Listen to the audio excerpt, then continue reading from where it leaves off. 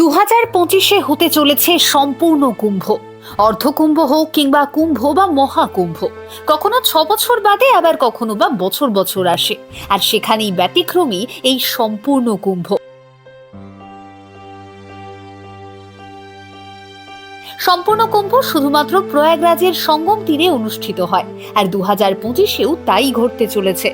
বিশেষজ্ঞরা অনুমান করছেন এই মহাপার্বণে আনুমানিক 40 কোটি মানুষের সমাগম হবে। আর কথিত আছে, সমুদ্র মন্থনের সময় অমৃত পান করার জন্য দেবতা আর অসুরদের মধ্যে 12 দিন ধরে একটানা যুদ্ধ চলে। এই 12টি দিন নাকি মানুষের জন্য 12 বছরের মতো, তাই কুম্ভ 12 বছর দীর্ঘ। এর মধ্যে 4টি কুম্ভ পৃথিবীতে এবং 8টি স্বর্গে। যুদ্ধের সময় শনি, চন্দ্র এবং সূর্যের মতো দেবতারা কলসকে রক্ষা করেছিলেন, তাই আজও কোন জায়গায় কুম্ভ মেলার আয়োজন করা হবে তা বৃহস্পতি এবং সূর্যের অবস্থান পর্যবেক্ষণ করে জ্যোতিষশাস্ত্রের গণনার ভিত্তিতেই সিদ্ধান্ত নেওয়া হয়।